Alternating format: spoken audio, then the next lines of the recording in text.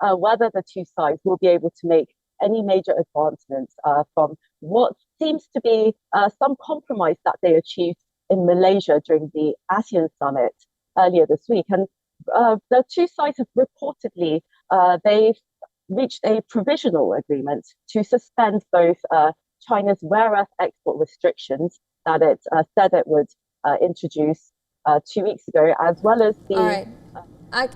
Yes, I hear you. I hear you. We have some live visuals coming right here from the place now. Trump is now meeting Xi in Busan. We see these. Let's watch these visuals first. Which way? Thank you very much, everybody. Please.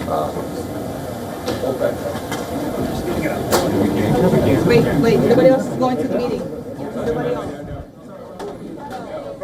All right, well, that was U.S. President Donald Trump with a photo op with Chinese counterpart Xi Jinping.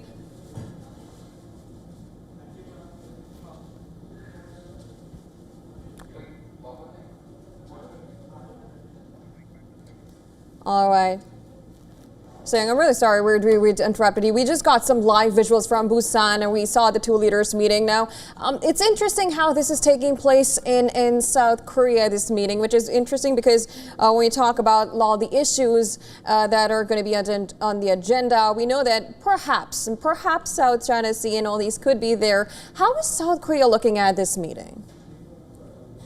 Well, South Korea is, of course, it's one of the many countries or middle powers being squeezed between this great power competition between Beijing and Washington. So it is, of course, very economically vulnerable to whatever trade disputes that's going on between the US and China, whether it's a small trigger or escalation that's going to have massive impact on the Korean economy. And of course, our firms have been hit. Most recently, the shipbuilder Hanwha Ocean, China decided to impose sanctions on five Hanwha Ocean subsidiaries in the US. And this, of course, comes as South Korea looks to strengthen shipbuilding cooperation with the United States. So South Korea is, of course, watching this with cautious optimism and also a sense of nervousness, of course. But we're looking at this, it appears to be quite a short meeting, as President Trump is reportedly set to depart very soon. He's set to leave for the US in about 2 hours or so. So it's not expected to be a very prolonged summit. And it's quite unlikely that the two leaders are going to completely settle their trade issues or their other political issues as well, given the short amount of time. And of course, this is the first summit that Trump is holding with Xi since he returned to office earlier this year. So this is probably just a introductory kind of summit, and they'll probably really get into the details next year when President Trump is set to visit Beijing and Xi Jinping is set to make a reciprocal visit for the G20 summit in Washington. Yes, Seong, also, yes, sure. Please continue. Oh, sure. And ahead of some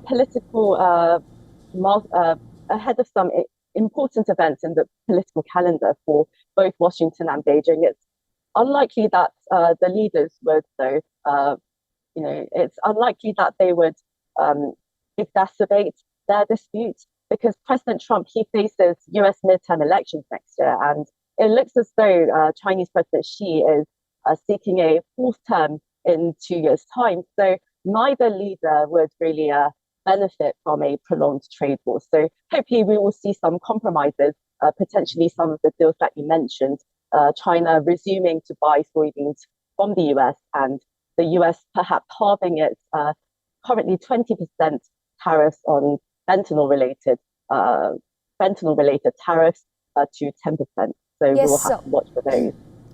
Important that you mentioned about the fentanyl tariffs, but talking about the geopolitical tensions, specifically the Russia-Ukraine war, it's well known that China has essentially not faced the brunt when it comes to the purchase of Russian oil.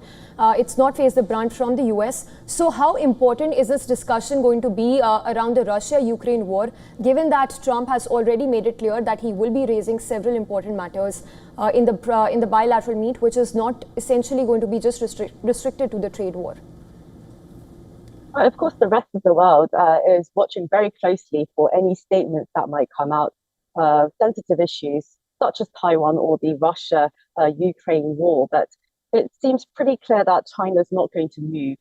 It's not going to budge when it comes to its cooperation with Russia. We saw President Xi Jinping put up a united front with the Russian and North Korean leaders in September's Victory Day parade, and that sent a signal to the world that their cooperation is strong, and it seemed to forge this kind of anti-West alliance even. And it seems unlikely that President Xi Jinping would backtrack from them. Of course, President Trump said that he would raise.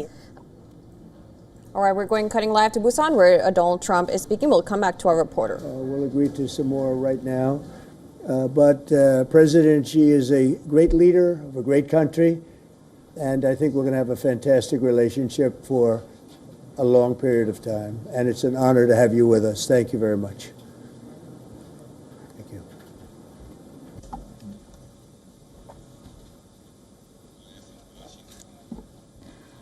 President Trump, it is a great pleasure for me as well to meet you. And it feels very warm seeing you again because it's been many years. Since your re-election, we have spoken on the phone 3 times, exchanged several letters, and stayed in close contact. Under our joint guidance, China-US relations have remained stable on the whole. Given our different national conditions, we do not always see eye to eye with each other, and it is normal for the 2 leading economies of the world to have frictions now and then. And in the face of winds, waves, and challenges, you and I, at the helm of China-US relations, should stay the right course and ensure the steady sailing forward of the giant ship of China-US relations. I always believe that China's development goes hand in hand with your vision to make America great again. Our 2 countries are fully able to help each other succeed and prosper together. Over the years, I have stated in public many times that China and the United States should be partners and friends. This is what history has taught us and what reality demands. A few days ago, in the latest round of consultation, our 2 economic and trade teams reached basic consensus on addressing our respective major concerns and made encouraging progress. This provided the necessary conditions for our meeting today. Mr. President, I am ready to continue working with you to build a solid foundation for China-US relations and create a sound atmosphere for the development of both countries. Mr. President, you care a lot about world peace, and you are very enthusiastic about settling various regional hotspot issues. I appreciate your great contribution to the recent conclusion of the Gaza ceasefire agreement. During your visit to Malaysia, you witnessed the signing of the Joint Declaration on Peace along the Cambodia-Thailand border, to which you had provided input. China has been helping in our own way Cambodia and Thailand properly settle their border disputes, and we have also been promoting peace talks to resolve other hotspot issues. The world today is confronted with many tough problems. China and the US can jointly shoulder our responsibility as major countries and work together to accomplish more great and concrete things for the good of our 2 countries and the whole world. I look forward to exchanging views with you on questions important for our 2 countries and the world. Thank you. Thank you. Thank you very much. It's great to have you all. Thank you very much. Mr. President, why did you change your nuclear plans? Why are you going to be doing more nuclear testing? Thank you very much, everybody. Appreciate it. Thank you. Thank you very much.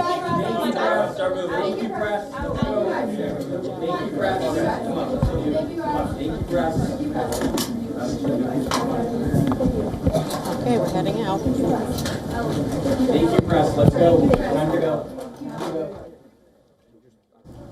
All right, so a delegation level meet which is currently taking place, which is going to be followed by in-person, by closed-door meet between the two leaders in just some time from now. In fact, Trump had earlier said that he would have in-depth talks on major issues. Trump had even indicated that the agreement would include lowering 20% tariffs on Chinese goods related to fentanyl, which has killed tens of thousands of Americans. Of course, Seong Go continues to be with us. She's live from Seoul. Seong, coming back to this, talk to us about whether Taiwan issue is also going to be something which will be taken up in the bilateral meet, because as we understand, it could also be used as a possible bargaining chip by China with the US in the trade talks for it to purchase soybeans and even lift the ban on rare earth materials. Well, realistically, it's going to be very hard for these two leaders in this one meeting to be able to narrow their fundamental differences on Taiwan. Of course, the US is a staunch supporter of Taiwan, and Beijing is, of course, seeking a statement from Trump that that would reduce or somewhat lessen its position that supports Taiwan as an independent state. But that's presumably not going to be something that Trump can do fundamentally. So it could be waived as a bargaining chip, but realistically, it's not going to be a core issue here. And as mentioned, the two leaders, they currently have no incentive to worsen their relationship. Again, President Trump is looking at the midterm elections in the US next year, and President Xi wants to continue his presidency and leadership of China. So currently, at this juncture, it's in both their interests to amend their relations and try to at least improve their trade tensions, if not resolve it. Right, and we saw some really interesting comments come from both sides in this meeting. Right now, we heard Xi Jinping saying their values also go hand in hand with making America great again. Then they also mentioned reaching basic consensus. She praising Trump about the fact that he solved the Gaza war, and of course the Cambodia-Thailand one. How do you assess these talks right here, these comments that just came in? Well, it's very interesting, and it seems that perhaps President Xi Jinping is taking a leaf out of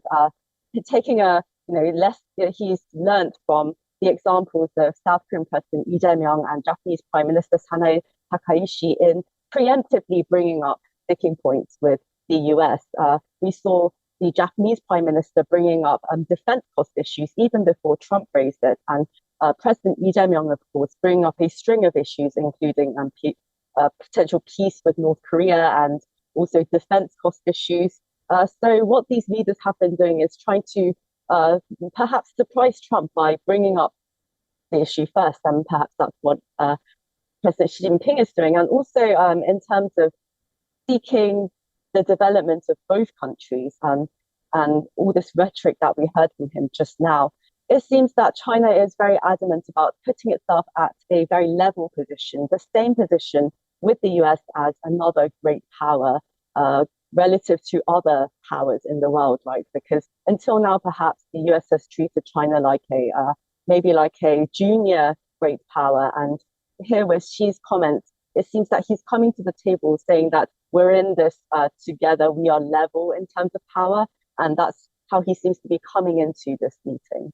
Yes, Seong, also talking about TikTok, it's been a bone of contention between the US and the Chinese side. In your view, do you think a deal can essentially be reached upon in order to allow TikTok run its business in the US?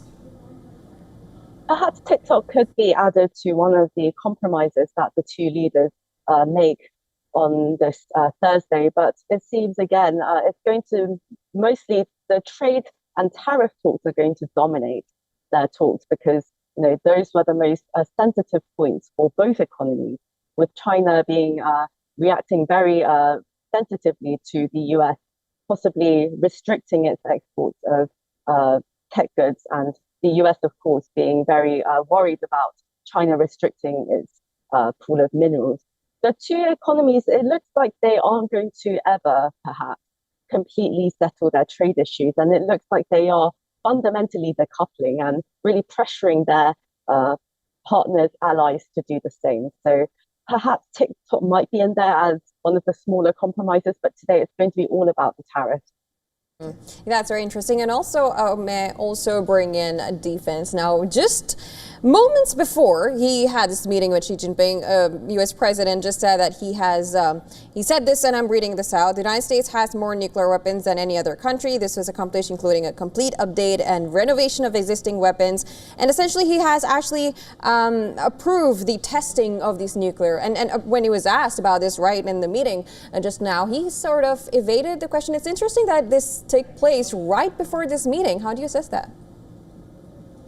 I'm sorry, so perhaps he's not ready to really get into the details about any nuclear talk. And if I may add, quite interestingly, after President Trump's talks with South Korean President Lee Jae-myung on Wednesday, they had a bilateral summit, of course, in this city of Gyeongju. Trump, apparently, he said on True Social that he approved South Korea's request to, advance or its plan. He approved its plan to seek nuclear-powered submarines. And this, of course, comes against the threat of North Korea, which earlier this year unveiled its first, what seems to be its first unveiling of a nuclear-powered submarine. So this is a major breakthrough, and President Trump, of course, he's provided his blessing. So we're also watching this kind of space here in Gyeongju. Seung-kyo, it's a pleasure speaking to you, and we will be connecting with you later through the day. And of course, remains to be seen whether any headway is in sight when it comes to the trade stalemate. Appreciate you joining us on the broadcast. I'll be updating you. Thanks very much. And for now, we will head into a very short break, Jyotsna. Lots coming up on World DNA.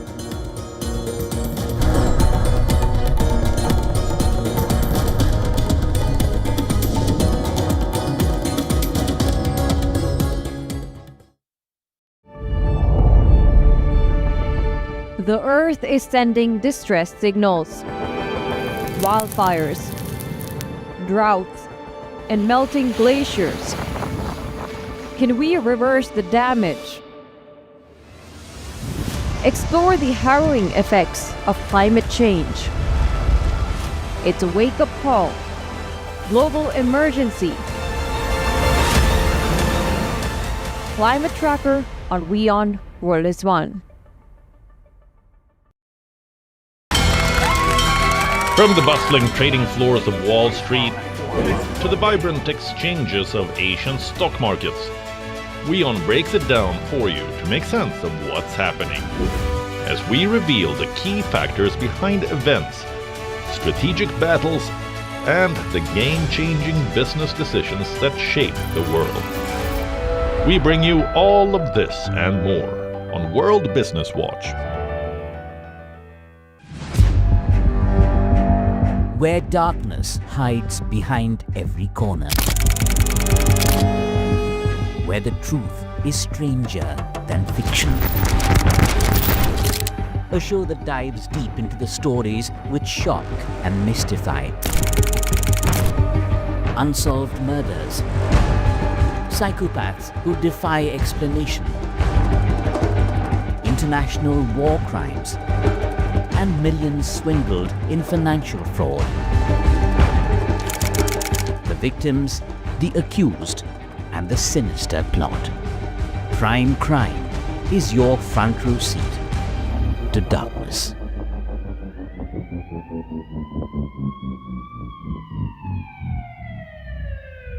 WION, India's global voice, the channel that brings you the biggest stories from across the world through India's lens. Now available in more than 190 countries worldwide, because we believe that the world is one. Watch us in Africa, Europe, USA and Canada, South America, Asia Pacific, Middle East and North African regions. Also available on these digital platforms across the world. WION. World is one. Rashtriya Swayamsevak Sangh. To some, it's an extreme ideology. To others, it's the very soul of India. To some, it's rebellion. To others, it's a principle of nation building. Coming soon to challenge perceptions in RSS Centenary Year, Kesariya at 100.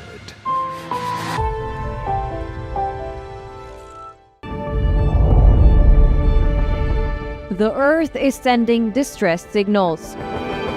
Wildfires, droughts, and melting glaciers. Can we reverse the damage? Explore the harrowing effects of climate change. It's a wake-up call. Global emergency. Climate Tracker on WION World is One.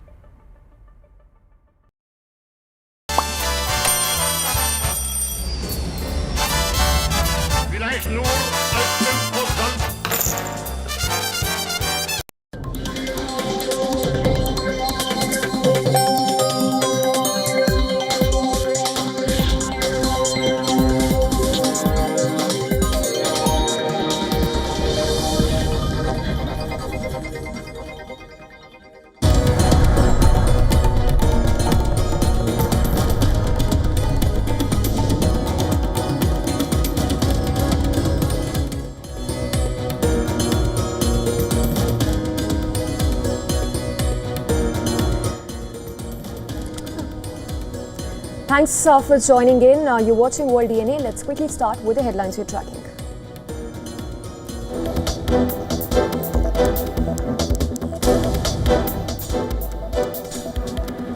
U.S. President Donald Trump meets China's Xi Jinping in South Korea amid trade tensions.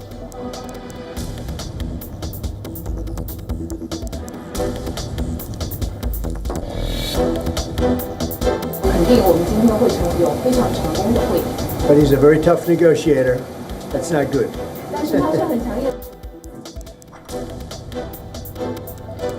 Trump calls Xi a tough negotiator, Xi says Beijing and Washington must jointly shoulder responsibility as great powers.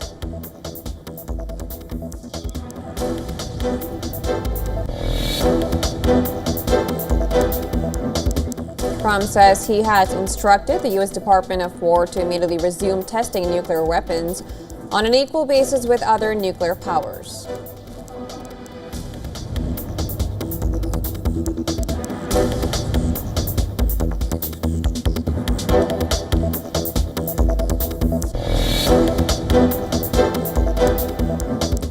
Venezuela says it has intercepted 3 planes allegedly used for drug trafficking. Operation coincides with the U.S. military deployment against drug groups in the Caribbean.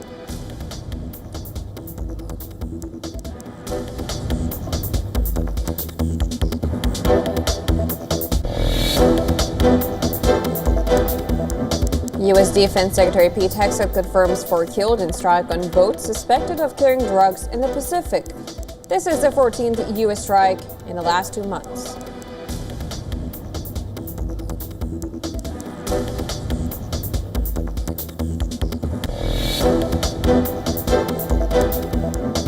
IED blast targets a convoy of security forces in Pakistan's Khyber Pakhtunkhwa province. At least 6 soldiers killed.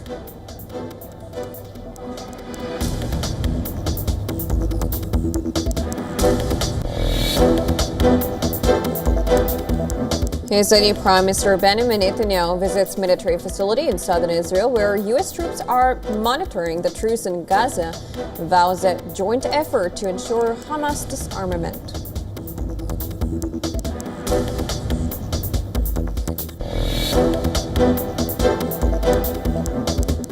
Sudan's paramilitary forces kill hundreds of people at a hospital as they seize the provincial capital of North Darfur. Head of paramilitaries vows unified Sudan by peace or through war.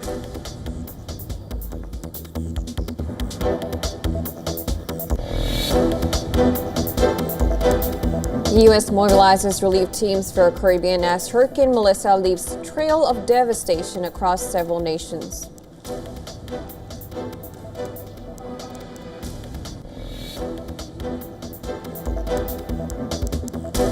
Federal Reserve cuts its benchmark rate by a quarter point. Chairman Jerome Powell warns further cuts this year are not guaranteed, says the central bank is driving in the fog amid weak data and internal split views.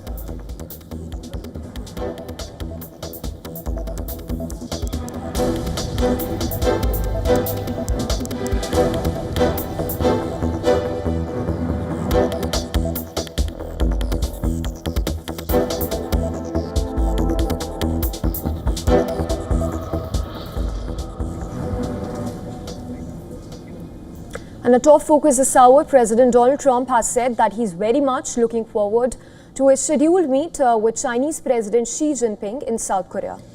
Trump is meeting his Chinese counterpart in the coastal city of Busan, about 85 kilometers south of Gyeongju, in their first face-to-face encounter since U.S. President launched a second trade war with China. Earlier during his speech at the APEC summit, President Trump had said that the expected trade deal would be good for both the countries and something very exciting is in the offing for everyone. President Xi of China is coming tomorrow here, and we're going to be, I hope, making a deal. I think we're going to have a deal. I think it'll be a good deal for both. And that's really a great result. You know, that's better than fighting and going through all sorts of problems. I know a little bit about what's going on because, you know, we have been talking to them. We're not just walking into a meeting cold, but the relationship with China is very good. So I think we're going to have a very good outcome for our country and for the world, actually. I think it's important for the world. And talks are still taking place, but China's foreign ministry had earlier been cautious, saying that Xi and Trump would have in-depth talks on major issues. And Trump had indicated that the agreement would include lowering 20% tariffs on Chinese goods related to fentanyl, which has killed tens of thousands of Americans. Of particular importance to President Trump, with an eye on U.S. farmers, is whether China will resume purchases of American soybeans. Also, statement by U.S. Treasury Secretary Scott Bessent earlier stated that the run-up talks in Malaysia that Beijing had agreed to substantial purchases of the same. Another major issue is export controls on rare earths announced by Beijing this month that prompted Trump to call the Xi summit into question. Beijing holds a virtual monopoly on these materials, which are essentially for sophisticated electronic components across a range of industries. Now, Chinese leader Xi Jinping had earlier in a meeting with President Donald Trump had praised him on his peacekeeping efforts, even though he said Beijing and Washington don't always see eye to eye. And I'm just quoting him, what he said, "Given our different national conditions, we do not always see eye to eye with each other, and it is normal for the two leading economies of the world to have frictions now and then." And well, despite their differences, she said the two leaders should stay the right course and ensure the steady sailing forward of the giant ship of U.S.-China relations. He added, "I always believe that China's development goes hand in hand with your vision to make America great again." And notably, hours before his expected meet with Chinese President Xi Jinping, the bilateral that is to take place in just minutes from now, he'd said that he's ordered the Department of War to begin testing U.S. nuclear weapons on an equal basis with other countries. He'd posted the statement on his social media platform, and quoting that statement, he'd said that the U.S. has more nuclear weapons than any other country. It was accomplished, including a complete update and even renovation of existing weapons during my first term in office. Because of the tremendous destructive power, I hated to do it, but it had no choice. And Russia is second and China is distant third, but we will be even in 5 years, is what the statement by President Trump said. Right, absolutely. And of course, Trump had also started talking with Xi there, saying and had lavish praises on his quote-unquote friend, China's leader Xi Jinping, as the leaders sat down for the high-stakes talks in South Korea. And I'm just going to quote Trump here. He said, "It's a great honor to be with a friend of mine. really for a long time now. Trump praised Xi as distinguished and respected and a great leader of a great country. Now, he also said we will be having some discussions. I think we've already agreed to a lot of things, and we'll agree to some more right now. This is right before he went in the closed doors to have talks with Chinese president. Now, leaders of their top left are meeting in a small room at a conference table.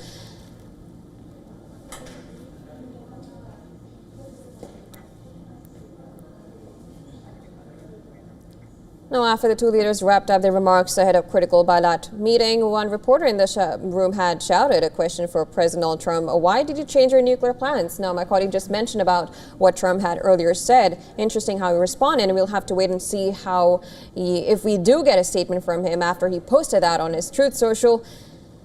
Now, on early Thursday morning, Trump had posted on Truth Social that the U.S. will being testing nuclear weapons in response to similar trials by other countries, and that's where we're going to be looking at. Sitting across the table from Chinese leader Xi Jinping, as the question would ask, Trump had paused and then he just sidestepped and said, "Thank you very much, everybody." And Jyotsa, another major issue is exports controls on rare earths announced by Beijing this month that prompted Trump to call Xi summit into question. So that's going to be an important area of discussion around lifting of export ban on rare earth materials and even purchase of soybeans, for that matter, by the US. Right, so and we see the aspects, visuals. Right. Yeah, and the visuals that we see right now, this is where they met before going into those rooms to talk. And with apparently what they had said, Trump said, "Good to see you again," and then he shook Xi's hand, as we see right now, on top of a red carpet in front of 2 American and 2 Chinese flags. And what else did he say? Well, of course, he said, "We're going to have a very successful meeting. I have no doubt." He added, "But he's a very tough negotiator." That's not good. We know each other very well. Now, these comments come right before they have both gone into a closed-door room discussing major topics, which I believe will be impacting a lot of things going on globally.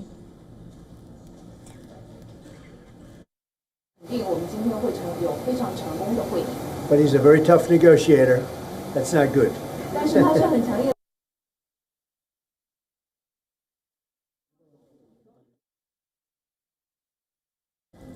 So visuals on your screens are of the delegation level meet which was taking place just a short while ago between the Chinese and American officials, which will be followed by the bilateral between Xi and President Trump. Right, and both leaders are currently in the meeting. But before he went in, President Trump had earlier said that the deal with China could be on the cards. We'll get to see why that happens right after they get out of this small room now. Right, and of course we're now being joined by CGTN correspondent Aaron Liu from Beijing joining us. Aaron, thank you so much. We were just talking in the morning about what could be on the table for the talks. We know that these few words have been coming on from both leaders. First of all, I would like your opinion before we go further and discuss on what the topics are. How would you assess these few remarks that came in from both the leaders? Yes, we can see today experts said the top priority is to further faithfully implement all of the points of the consensus that have been and will be made by the two heads of state.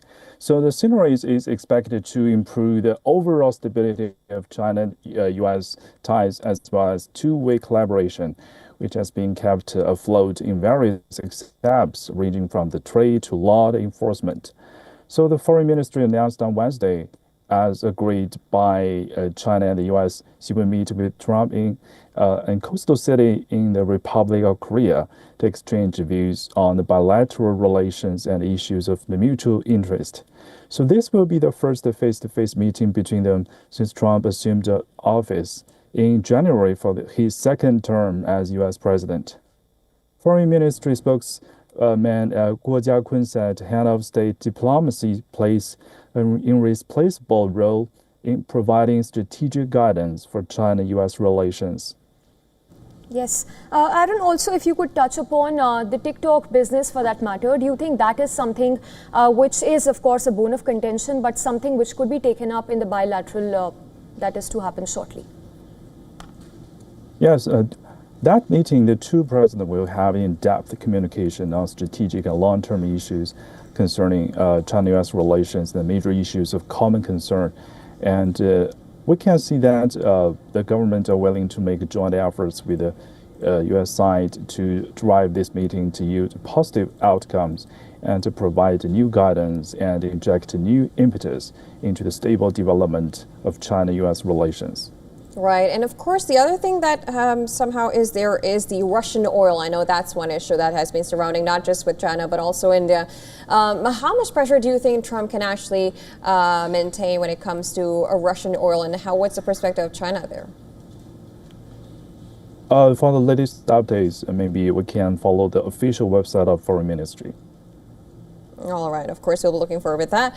And also when it comes to soybeans, we know that all these talks, they also impact, in the end, the netizens, the civilians of both the countries. American farmers are now hoping that this soybean talks does go well. Currently, I believe even citizens in China would be looking forward.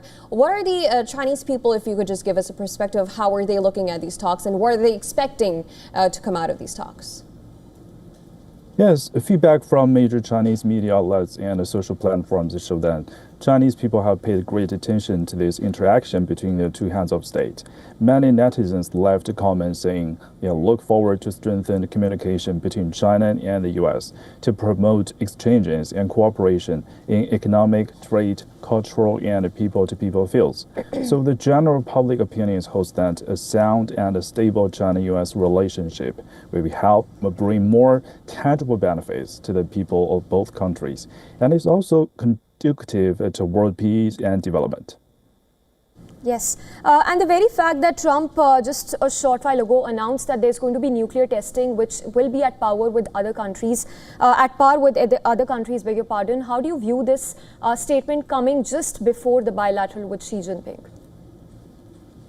I think Foreign Ministry spokesperson that the head of state diplomacy plays an irreplaceable strategic guiding role in China-U.S. relations. So during the meeting, the two heads of state will have in-depth discussions on strategic and long-term issues concerning bilateral ties, as well as major international and regional issues of shared concern.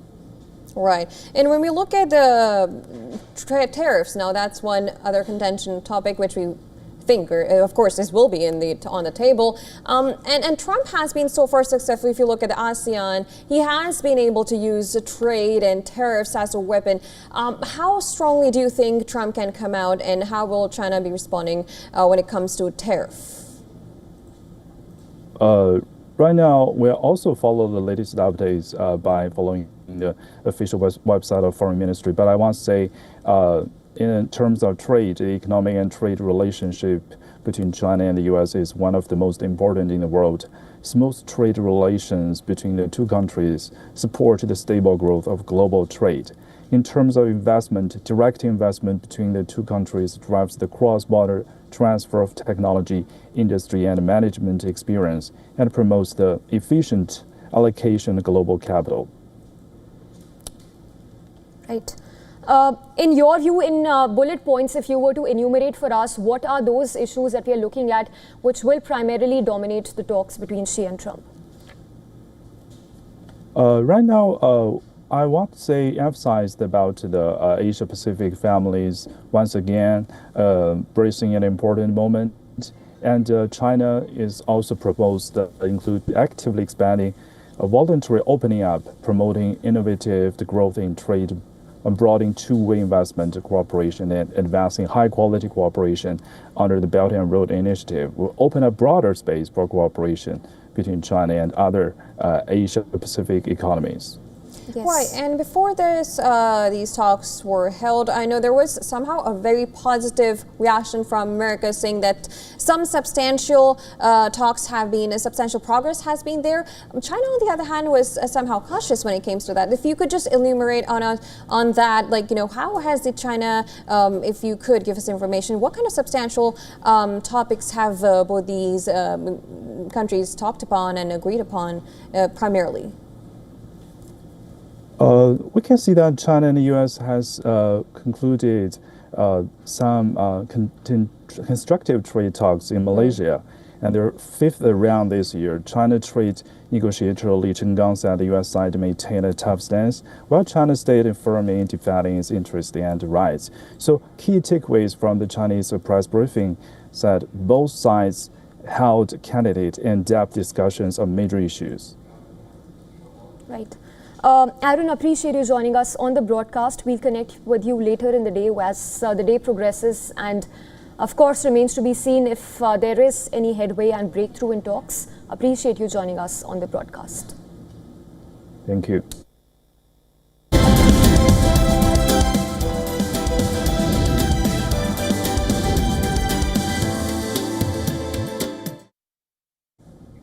And the Federal Reserve on Wednesday cut its key rate by 0.25%. That's widely expected. However, two policymakers dissented.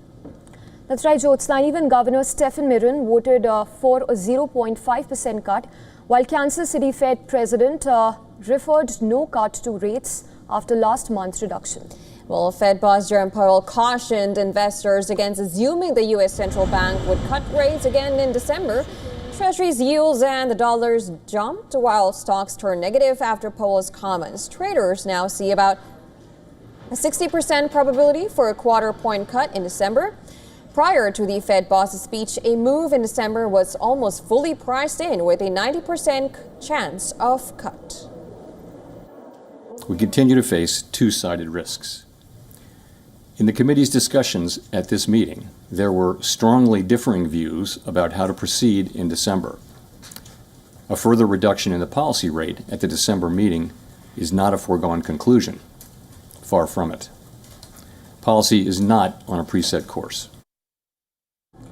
Federal policymakers repeated their assessment of the job gains have slowed, and that the policy statement post the meeting said risks to employment rose in recent months. Officials also characterized economic growth as moderate. They also warned that inflation has moved up since earlier this year and remains somewhat elevated. Jerome Powell also acknowledged the lack of economic data during the ongoing government shutdown would likely cause policymakers to proceed more cautiously.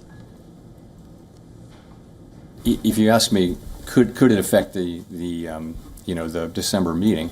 I'm not saying it's going to, but yeah, you could imagine that what do you do if you're driving in the fog? You slow down. So that could or could not. I don't know how that's going to play into things. We may get the data may come back, but there's a possibility that it would make sense to be more cautious about moving. I'm not committing to that. I'm just saying it's certainly a possibility that you would say we really can't see, so let's slow down. The U.S. Central Bank will stop shrinking its Treasury holdings from December 1st. That ends a 3-year effort of quantitative tightening. The Fed's plan to end its balance sheet runoff comes amid rising funding costs. That comes after stress signals in money markets have intensified in recent days.